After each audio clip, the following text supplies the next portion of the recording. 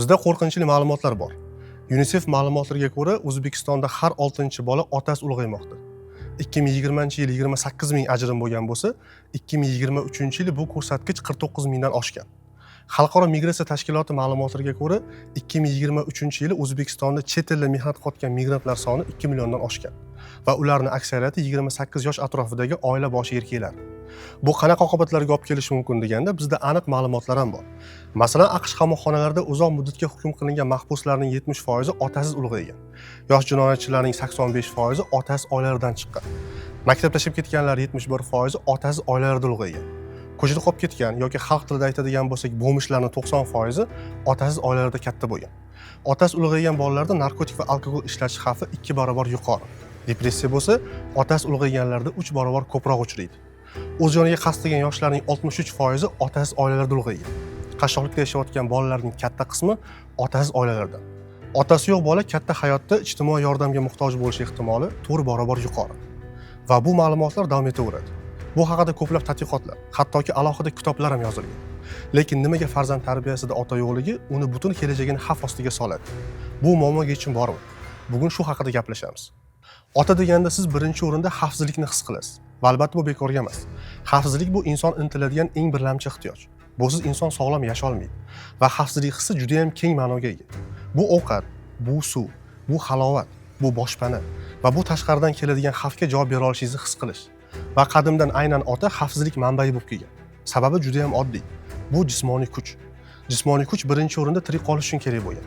Ovqat topish bu supermarketda savatchani yetelib mevalarni saralab olish emas, balki 60-70 kilometrda yugurayotgan kiyikni ovlash bo'lgan. Oilani xavfsizligini ta'minlash bu eshikka qulf solib qo'yish emas, balki boshqa odamlar uyiga bostirib kelganida ota o'z jonini siz uchun qurbon qilishga tayyor ekanligini bilish. Ota birinchi o'rinda aynan shu uchun xavfsizlik hissini beradi. Chunki o'zini siz uchun qurbon qilishga tayyor. Va shu yerda biz nimaga aynan ota oila rahbari hisoblanishini tushunib olishimiz mumkin. Xavfsizlik inson uchun eng birlamchi ehtiyoj. Buni gaplashdik va u otani mas'uliyatidir. Aynan shu uchun ota oila rahbari hisoblanadi. Chunki u oila tirik qolishiga to'g'ridan-to'g'ri mas'ul. Xavfsizlik oliy darajada ta'minlanishi uchun xavfsizlik mas'uliyatini olgan odamning qarorlari bajarilishi shart. Agar ular bajarilmasa, u odam mas'uliyatidan voz kechishga majbur. Bunga juda ham oddiy misol keltirsak bo'ladi. Armiyani olaylik. Qo'mondonning askarlari uni gaplariga kirmasa yoki uni har bir qarorlarini muhokama qilsa, armiya bo'la oladimi? Albatta yo'q.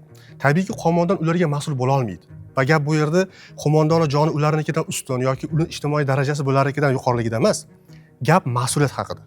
Albatta yomon otalar ham bordir, yomon qo'mondonlar ham bordir. Biz hozir ijtimoiy tartib qanday shakllanganligini ko'rib chiqamiz. Masalan, kuch ishlatar tizimlarining buyruqlariga fuqarolar so'zsiz amal qilish kerak. Sizga yo'l patrul xodimi mashinangizni to'xtating desa, to'xtashga majbursiz. Bu buyruq haq yoki nohaqligini keyin sudda ko'rib chiqiladi. Lekin o'sha vaqtning o'zida agar u ochiqdan ochiq qonunni buzadigan buyruq bermagan bo'lsa, buyruq bajarilishi kerak. Nimaga? Chunki kuch ishlatar tizimlar fuqarolar xavfsizligini mas'uliyatini olgan. Ota deganda biz biologik statusni tushunamiz, lekin aslida ota statusi bu ijtimoiy vazifa. U oila ichida tartib, qonun va chegaralarni o'rnatadigan figura. U oila hayotini tashqi dunyo bilan bog'lovchi ko'prik bo'lgan. Endi bu ko'prik bo'lmasa-chi, biz nima yo'qotamiz? Hozirgi dunyoda xavfsizlikning ma'lum bir darajasi tug'ilishimizdan bor. Endi kiyik ovlash shart emas. Oilani ona ham boqa oladi. Ba'zi hollarda otadan ham yaxshi boqadi. Lekin ona bu shartlarsiz sevgi, muhabbat va mehr. Onaning vazifasi otanikidan juda ham katta farq qiladi. Onaning tabiati bu cheksiz mehr berish va tashqi dunyodan iloji boricha o'z bag'rida himoya qilish. Otaning vazifasi bo'lsa farzandni tashqi dunyoga integratsiya qilish, jamiyatda qoidalar va tartib borligini ko'rsatish. Ona tabiatdan yo'q deyishdan ko'ra bolani erkalashga moyil. Ona bolaga xohlagan narsasini berishga intiladi. Uni ko'z yoshlaridan qo'rqadi. Ota bo'lsa aksincha, yo'q degan javob borligini o'rgatadi. Bu orqali bola jamiyatda ham chegaralar borligini anglaydi. Psixoanaliz asoschilaridan biri Karl Jung otani donishmand arxetipida ko'radi. Ota bolani himoya qilish bilan birga unga sinovlar ham qo'yadi. Bola qiyinchilikdan o'tibgina kuchli bo'lishni o'rganadi. Ota yo'q bo'lsa bu sinovlar ham yo'qoladi. Bola o'zida tayanch topa olmaydi. Va bizda buni isbotlaydigan faktlar ham bor. Tadqiqotlardagi ma'lumotlarga ko'ra, otasiz oilalarda ulg'aygan bolalarda depressiya xavfi 2-3 barobar yuqori. Ota yo'qligi bolani ichki tayanchini zaiflashtiradi. Bu esa xavotir va tushkunlikni kuchaytiradi. Shuningdek, otasiz bolalarda agressiya yuqori darajada bo'ladi. AQSh Adliya vazirligi hisobotlariga ko'ra, yosh jinoyatchilarning 85% otasiz oilalarda ulg'aygan. Boshqa tadqiqotlarga ko'ra bo'lsa, otasiz bolalar darsda intizomsizlik va agressiv xatti-harakatlarda 2 barobar ko'proq uchraydi. Nimaga? Chunki bola nima mumkin, nima mumkin emasligini otadan o'rganadi. Chegaralari yo'q bo'lsa, bola o'z impulslarini nazorat qila olmaydi. Ularni agressiya orqali chiqaradi. Eng xavflisi bola avtoritetni ko'chadan izlaydi.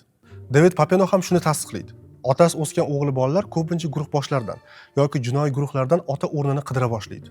Kriminologiya va jamoat siyosati nufuzli jurnali tadqiqotlari bo'lsa, buni fakt bilan tasdiqlaydi. Otasi ulg'aygan bolalarda ko'cha guruhlariga qo'shilish ehtimoli 2 barobar yuqori. Demak, ota faqatgina iqtisodiy ta'minotchi emas, balki chuqur tarbiyaviy ahamiyatga ega. Ota bo'lmasa, uni vazifasini albatta yolg'iz ona olishga majbur bo'ladi. Va afsuski, UNICEF ma'lumotlariga ko'ra, O'zbekistonda 16% bola yolg'iz ona qaramog'ida yashayapti. Ko'p emas deyishingiz mumkin. Va rostdan ham 100 tadan 16 ta katta raqamdek ko'rinmaydi. Lekin O'zbekistonda aholisi yosh, voyaga yetmagan 12 million bolalar bor. Va buni inobatga oladigan bo'lsak, 16% bu qo'rqinchli raqamga aylanadi. Taxminan 2 million bola otasi ulg'ayapti. Bu har 6-chi bola degan. O'zbekistonda ajrimlar soni yildan yilga oshib turganligini inobatga oladigan bo'lsak, bu trend hali davom etadi. Yolg'iz ona farzand tarbiyasida qiynalishining asosiy sababi bor. Bu uni tabiati. Ona bu cheksiz muhabbat. Bu bolani har qanday xavf-xatardan himoya qilish. Ona ko'proq farzandini o'z bag'rida ushlab qolishga urinadi. Ota tabiati bo'lsa teskarisi. Farzandga dunyo uni boricha qabul qilmasligini ko'rsatadi. Tartib va chegaralarni ko'rsatadi. Va yolg'iz ona aynan shu ikkala rolni birdaniga bajarishga urinadi. Bir tarafdan cheksiz mehr bergisi keladi. Ikkinchi tarafdan chegara va tartib borligini ko'rsatadi. Lekin tabiatdan bu ikkalasi bir-biriga qarama-qarshi. Ona yo'q deyishga qiynaladi. Lekin tashqi dunyo bunaqa yo'qlarga to'la. Va yoshligidan chegaralarni bilmagan bola ulg'ayib dunyodan rad javobini olgandan keyin o'zini yo'qotib qo'yadi. Hayotga nisbatan alam bilan ulg'ayadi. Chunki onasi uni aldadi. Cheksiz mehr va muhabbat bilan aldadi. O'tgan videoda ushbu rasm uchun xayriya kimosh savdosini o'tkazgan edik. Sotuvdan tushgan mablag'larni saratonga chalingan bolalar hospisiga o'tkazib beramiz degan edik. Va ushbu rasm o'z egasini topdi. Kimosh savdoda Murad Business kompaniyasi 62 million 400 ming so'm bilan yutib chiqdi. Va bu mablag' to'lig'igacha Ezgu Amal fondi rekvizitlari orqali Taskin hospisiga o'tkazib berildi. Hospisga saratonning oxirgi darajasidagi bolalar boradi. Bu tashkilot ularni oxirgi kunlarini og'riqsiz, yengilroq o'tishi uchun va ota-onasiga ruhiy ko'mak berish uchun faoliyat olib boradi. Va bunday tashkilotlarni qo'llab-quvvatlash jamiyat rivojlanishiga tayyor yoki tayyor emasligini ko'rsatkichi. Chunki oldidagi odamni og'rig'ini his qila olgan jamiyat deb atalishga haqli. Murad Business kompaniyasi ham bu og'riqni his qilganligini ko'rsatganligi uchun ularga rahmat deymiz. Va bizni yana bir bor xursand qilgan narsa, hospis rahbariyatidan shuni bildikki, bu xayriya Murad Business kompaniyasining ularga bergan birinchi yordam emas ekan. Lekin bugungi mavzuyimizga Murad Business kompaniyasining aloqasi bitta xayriya bilan tugamaydi. Kompaniya asoschisi Murodxon akani bugungi mavzuyimizga o'zini to'g'ridan-to'g'ri aloqasi bor. Va shu sababdan biz ularni suhbatga ham taklif qilganmiz. Mana odamlar rahmatli juda ham kamtar bo'lganlar. Juda ham mehnatkash bo'lganlar. Mana ko'zim oldida qolganlar. O'sha hovlidagi bog' ishlari tursin, ertalab hamma hayron qoladi. Masalan, aslida o'zi kelinlar odatda sipirardi shu paytda. Hozir ham umuman bu narsani ko'rinmay ketdi-ku endi shaharda. Lekin odamlar o'zlari ertalab shu oxirli turib, ko'chalarni ham sipirib qo'yardilar. Yaxshi ko'rardilar, serg'ayrat inson bo'lganlar. O'zi ertalab vaqtli ishga ketishdan oldin toklarni terishni boshlardilar. Yoki bo'lmasam olchalarni terib kelib turib kompotlar qilib berardilar. Yoki bo'lmasam qo'shninikiga yordam bergan bo'lsa ham chiqib ketardilar. Juda bir serg'ayrat inson bo'lganlar. O'tda uylarni har doim oqlardilar, ko'klardilar. Odamlar rahmatli ko'pchiligiga yordam qilishga harakat qiladigan, shu joyda tinch o'tira olmaydigan serg'ayrat inson bo'lib xotiramda qolganlar. Bilasizmi, boshida endi shu otamizdan ayrilgan paytimizda bu narsadan o'ksinardik. 1,5 yilga yaqin juda og'ir kunlarni kechirdik. O'zi og'ir paytlar, og'ir zamonlar edi. U paytlarda hozir mana yetimlarga ularni haqqini yeyish, ularga zulm qilish juda bir yovvoyilardek, vahshiylardek ko'rinadigan hozirgi zamon, lekin aslida u paytda shunchalik vahshiy zamon bo'lganki, bizani xafa qilgan, bizga hamla qilgan, bizani o'zi bor yo'g'imizni zulm bilan yoki aldab olib ketib qolganlar ko'p bo'lgani uchun juda ko'p aziyat chekkanmiz. Men sizga hatto aytaman, bu hozir tasavvur qilib bo'lmaydigan narsalar, nahotki shunaqa narsalar bo'lgan deymiz. O'sha zulmlar hatto birinchi kundan boshlangan. Odamlarni janoza kunlari o'zimiz yuvib, kafanlab, qabristonga borib janozalarni o'qib qo'ydik. Qaytib kelganimizdan keyin bir inson keldi, men ko'zim oldida sochlari jingalakroq orqaga taralgan, armani, ko'zida ko'zoynaklari bor, galstukli taqqan, kostyum shimlida. Keldida adeylani mendan $200 qarzlari bor edi. Bugun domla janozada aytdi, qarzini agar ado etmasa, vorislari tinch yotolmaydi qabrda deb aytdi. O'shanga shu $200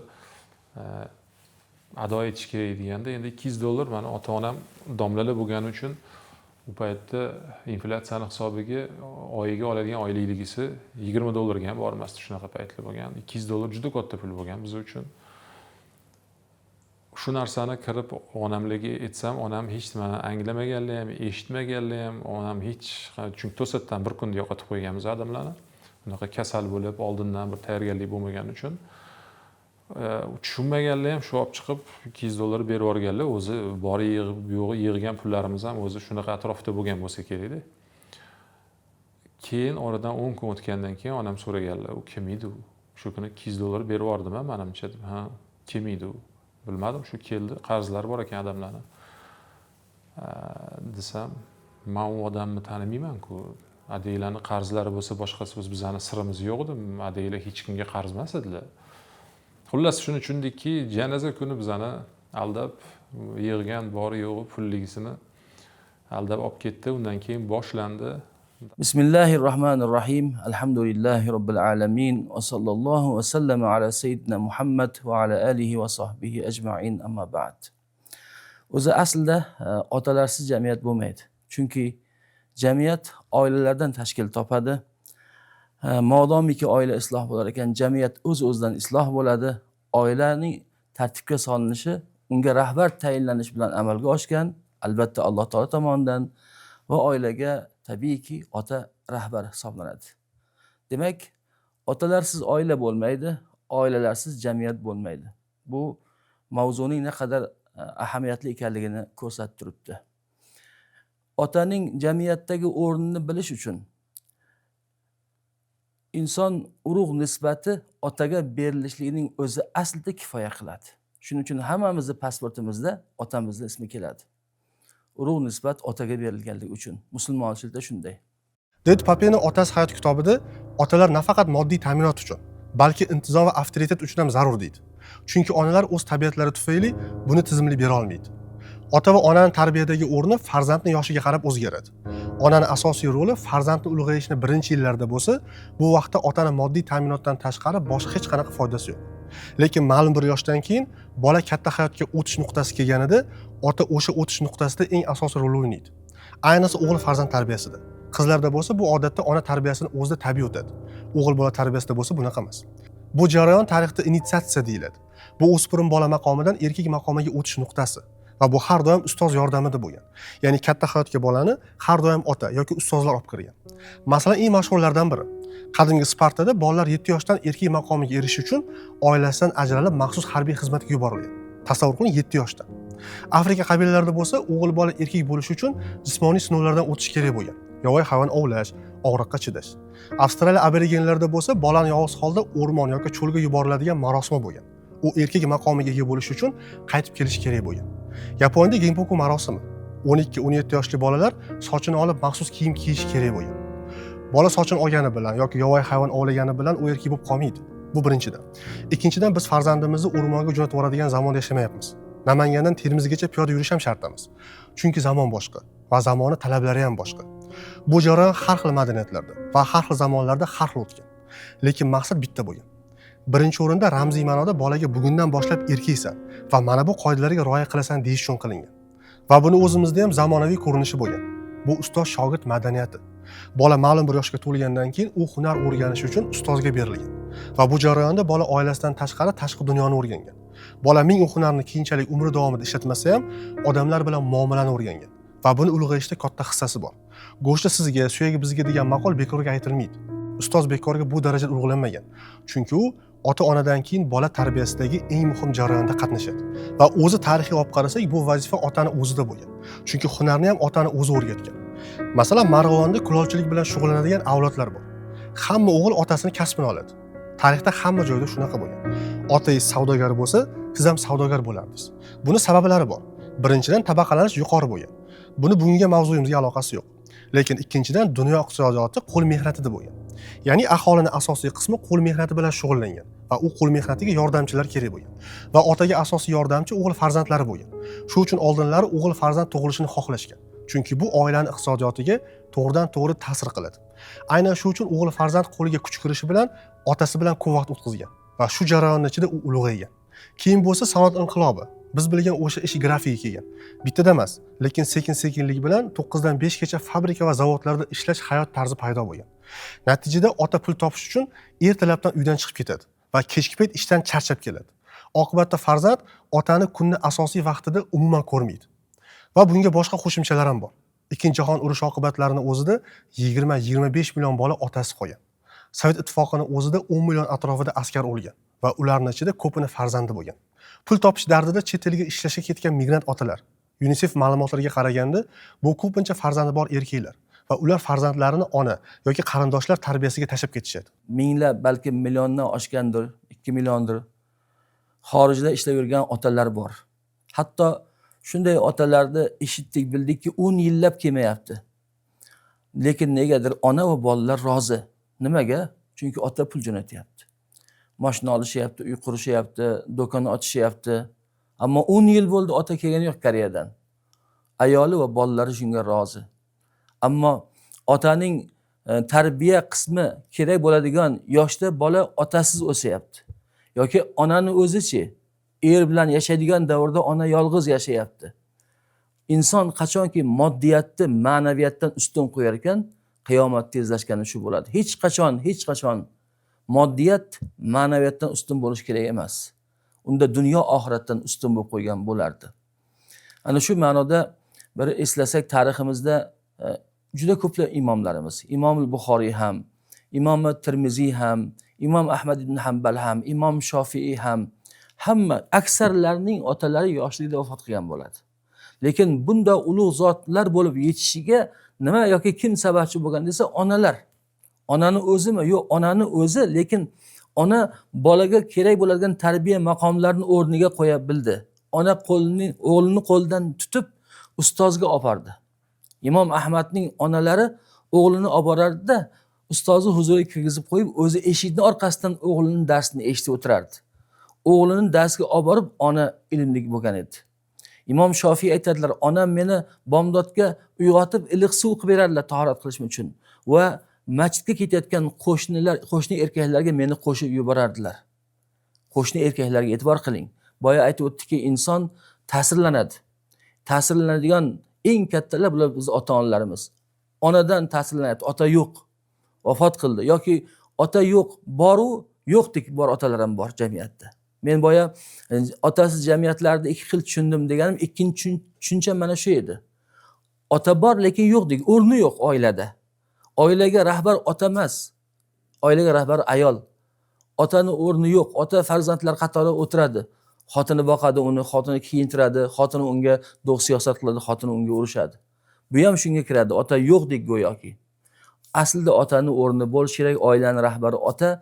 Otalarsiz jamiyat bilasizmi? Bu yo'nalishsiz kelajakdir. Otalarsiz jamiyat yo'nalishsiz kelajakdir. Ota bo'lish kerak. Ota bo'lmasa uni o'rnini bosadigan odam o'rinbosar bo'lish kerak. Yo amaki yoki ustoz. Mana shu maqom. Biz yuqorida ulug'larning misolini keltirdim. Hammalarini ustozlarda o'qib turib, ustozlardan ta'sirlanib, ustozdan ular ilm olar ekanlar. Imom Ahmad ham, Imom Buxoriy ham, Imom Tirmiziy, Imom Shofiylar ham. Ustozdan ilm olar ekanlar, bevosita ilm bilan birga otani o'rnida o'sha ta'sirlanish kerak bo'lgan katta yoshdagi erkakning ham demak ta'sirini ustozlardan ular olganlar. Shuning uchun ularni onalarini haqlariga tahsinlar aytiladiki, onalari hammasini joy-joyiga qo'yib, farzandlarini shu maqomga yetishlariga sababchi bo'lganlar. Mani otam vafotlaridan keyin mani taqdirimda, hayotimda juda katta o'zgarishlardan nima bo'ldi desa, bu mas'uliyat hissi. Ya'ni biron vaqt o'tgandan keyin shuni tushundimki, hech kim yordam bermaydi va hech kim yordam bermaydi va bu yordam berishi kerak ham emas. Ulardan kutishi o'zi noto'g'ri. shu narsani tushunganimdan keyin juda katta mas'uliyat, chunki to'g'risi mana odamlar vafot etganlarda ko'zlari o'zi ochiq qolib ketgan. Ko'zlarini yumishga harakat qilishganda ham yumilmagan. Hamma harakat qilgan, yumilmagan. Shunda bir qariya ayol opoqi aytganlarki, Murodxonning o'zi qolsin, bir suhbat qilib olsin adasi bilan, ko'zini yumib keta olmayapti deyishgan. Hamma chiqib turganda men o'tirib adamlar bilan gaplashganman. O'shanda onamlarga ham, ukamga ham, singlimga ham o'zim qarayman. Siz xavotir olmang. Men hammasini mas'uliyatini bo'ynimga olaman deb shu va'dalarimni berganimdan keyin ko'zlarini yumganimda ko'zlari yumilgan. Ya'ni bu mas'uliyat hissi hisobiga keyin bu narsani tushunib yetdimki, formula bor, hayotiy formula. Mas'uliyat barobar imkoniyat. Ya'ni qancha mas'uliyatimiz kuchli, baland bo'lsa, shuncha Xudo bizga shuncha ko'p ham imkoniyat, ham kuch-quvvat, ham ilhom, g'ayrat, aql, fikr, hamma narsa shunga bog'liq. Mas'uliyatni olish, his qilish kerak. Birovga ayblash kerak emas, birovdan kutish kerak emas. Birovdan nima deydi, umid qilib yo'q. Kim mas'uliyatda? O'sha odamlarni o'tganlaridan keyin mana shu juda katta mas'uliyat hissi paydo bo'lgan. Ikkinchisi albatta motivatsiya. Motivatsiya. Bu baribir ham ko'proq ilohiy desam to'g'riroq. Aqlimiz bo'lgani uchun emas, Xudodan bir bu ham ilhom kelganki, qurbon, jertva pozitsiyasidan emas, balkim harakatni birinchi boshlab, mas'uliyatni his qilib, shu vaziyatdan o'zimiz chiqib ketishimiz kerak degan motivatsiya katta paydo bo'lgan. Otasi tashlab ketib qolgan yoshlar qiyin. Hozir qiyin bo'lishi mumkin bu narsani tushunib ketish. Lekin vaqti keladi, balkim 1 yil, balkim 10 yil, balkim 50 yildan keyin, balkim umuman tushunmas. Biron vaqt o'tgandan keyin men endi tushundim Murodga nima deganlarini degan paytlar keladiki, qanaqa yomon oqibatlar bilan, qanaqa zulm bilan yoki qanchalik mas'uliyatsizlik bilan hatto tashab ketgan bo'lsa ham, ota bu ota, ona bu ona, jigar bu jigar. Biza ularga yomonlik bilan eslasak, ularga bo'lgan nafratimiz ichimizda bo'lsa, bu bilan biz yaxshi bo'lib qolmaymiz. Bu o'zimizga qaytaveradi. Kechirish kerak. Kechirish kerak va ularni yaxshi ko'rishimiz kerak. Zulm qilgan, tashab ketgan otani haqqiga ham duo qilish kerak. Uni kechirish uchun qiyin. Kechirganda ham uni kaliti bor. Shunchaki kechirdim deyilmaydi. Otam nimaga bunaqa qilganligi degan savolni o'ziga berish kerak. Otasini vaziyatiga o'zini qo'yib ko'rish kerak. O'sha vaziyatga kirib ko'rish kerak. Lekin boshqa sabablar, boshqa nima deydi ruschasiga обстоятельства deydi-yu, vaziyatni kuchi bilan tashab ketishga majbur bo'lgan bo'lishi mumkin va albatta mas'uliyatsiz bir qanaqadir bir yomon ota bo'lib ko'rinishi mumkin ko'zga. Lekin biz u otani pozitsiyasiga kirishga harakat qilib, bu qilgan qarorlarini nimagaligini anglashga harakat qilsak, javobi keladi. Javobi kelgandan keyin birinchi belgisi. Voy, o'zim ham hozir yig'lab oldim. O'sha otani pozitsiyasiga, holatiga tusha olgan paytda o'zingiz xohlamagan holda yig'lab olasiz. Chunki u otani qanaqa ahvolda bo'lganini his qilasiz. Oson bo'lmaganini his qilasiz. Yig'laganingizdan keyin albatta qalban kechirasiz. Roziman sizdan, sizni ham vaziyatingiz qiyin bo'lgan ekan. Siz aybdor emas ekansiz, siz bizlarni yaxshi ko'rgan ekansiz. Lekin siz majbur bo'lgan ekansiz degan his-tuyg'ular paydo bo'lishni boshlaydi. Mana shunda o'zidan o'zi o'zgarish, bu insonni o'zida o'zgarish paydo bo'ladi. Otani buni nazdida, oilani nazdida, qon qarindosh va jamiyatni nazdida mas'uliyatsiz bo'lib kelgan shu paytgacha otani vaziyatini tushungandan keyin uni ko'nglim, qalbim kechirgandan keyin bu insonni o'zida o'zgarish boshlanadi. Bu o'zidan o'zi o'sha otasini haqqiga yaxshi gumonda bo'lgani uchun yaxshi energetikani joy o'zidan o'zi u otadan ham bu narsa qaytib keladi. U ota qaytib kelishi ham mumkin. Qaytib kelmasa energetikasi hisobiga bu insonga quvvat keladi. Bu bola o'zini yolg'iz his qilmaydi keyin.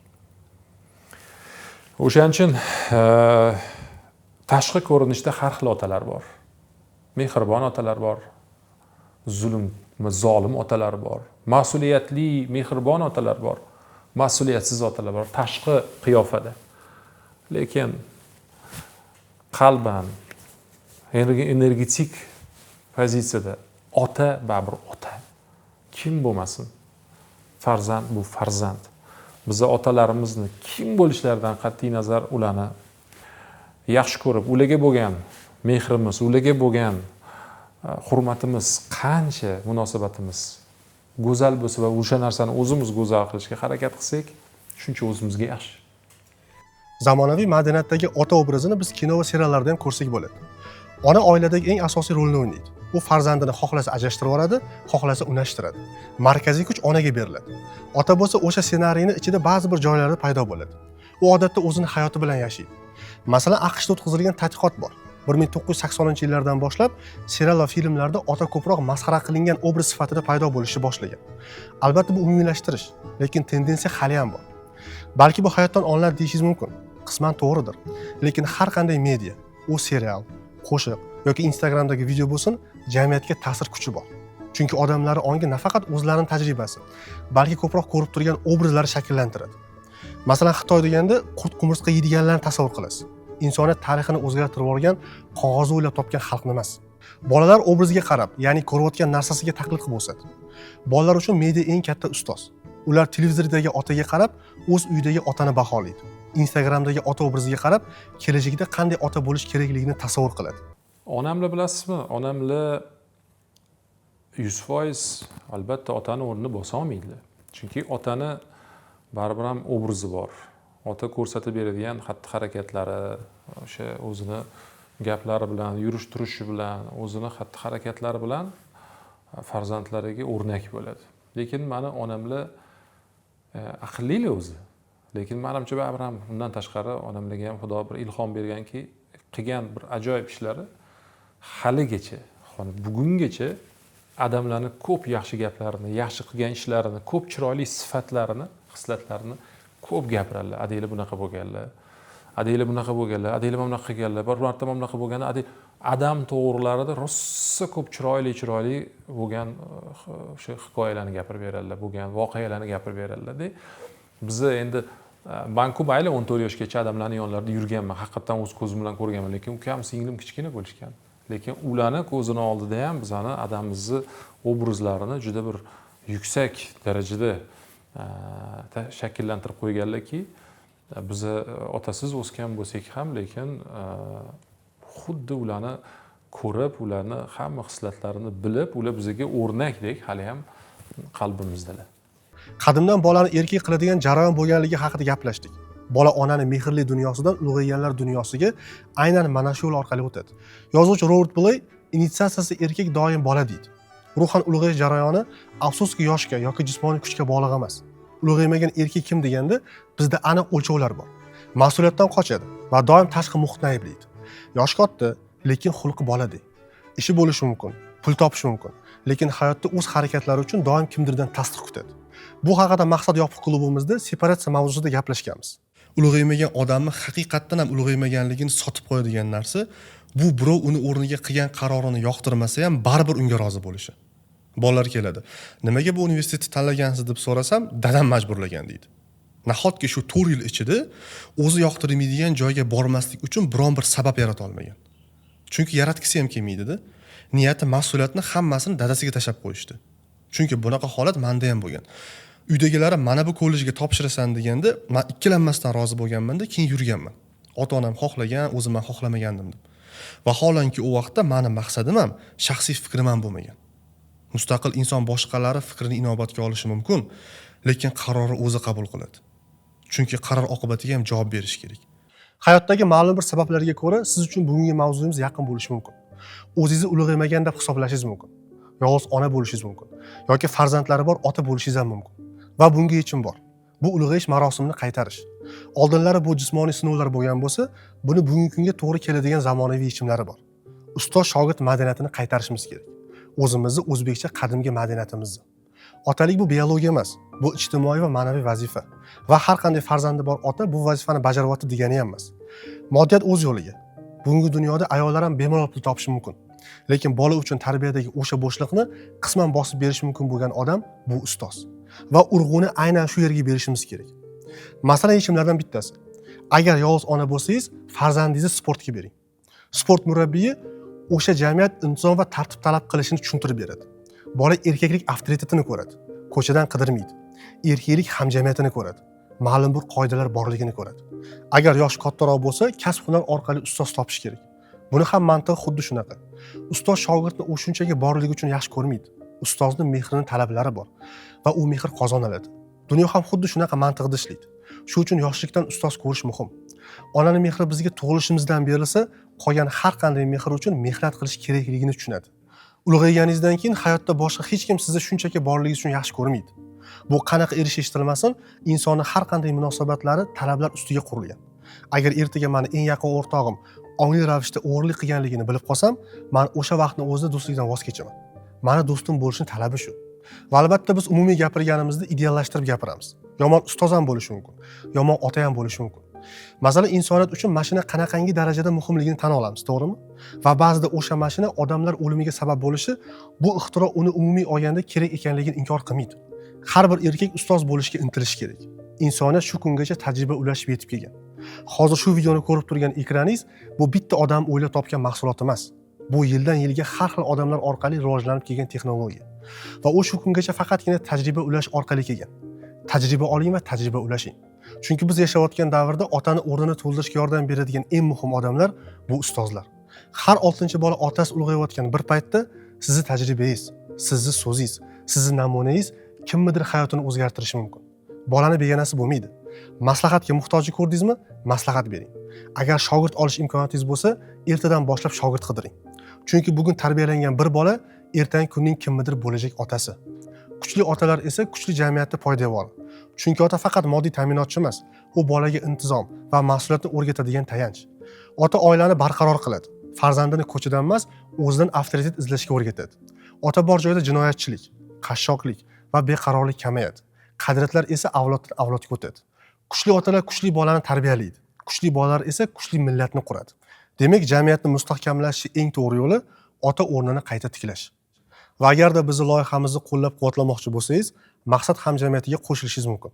Biz o'ylaymizki, har qanday zamonda inson hayoti uchun har xil ko'nikmalar kerak bo'lgan. Va maqsad hamjamiyati zamonaviy inson uchun kerak bo'ladigan ko'nikmalarni ulashadi. Bu bo'yicha alohida maqsadli inson ko'nikmalari degan darsligimiz bor. Bundan tashqari sizlar uchun har xil mutaxassislarni jalb qilganmiz. Masalan, har oy kitob o'qib, o'sha o'qigan kitobingizga Azrahimovdan tahlil ko'rishingiz mumkin.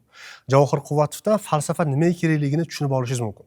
Klub faoliyatiga 1 yildan oshdi va hozirgi kungacha 30 soatlik kontentimiz bor. Obuna narxi ramziy ma'noda 88 ming so'm va bu yopiq hamjamiyat maqsad loyihamiz rivojlanishi uchun katta hissa qo'shadi. Obuna bo'lish uchun Telegram orqali maqsad menejeriga plus belgisini jo'natsangiz, obuna bo'lish qo'llanmasini jo'natadi. Obuna Telegram bot orqali amalga oshiriladi va barchasi rasmiy servislar orqali juda qulay avtomatlashtirilgan. Va har doimgidek bir maqsad atrofida birlashganlar aql bovar qilmas kuchga ega.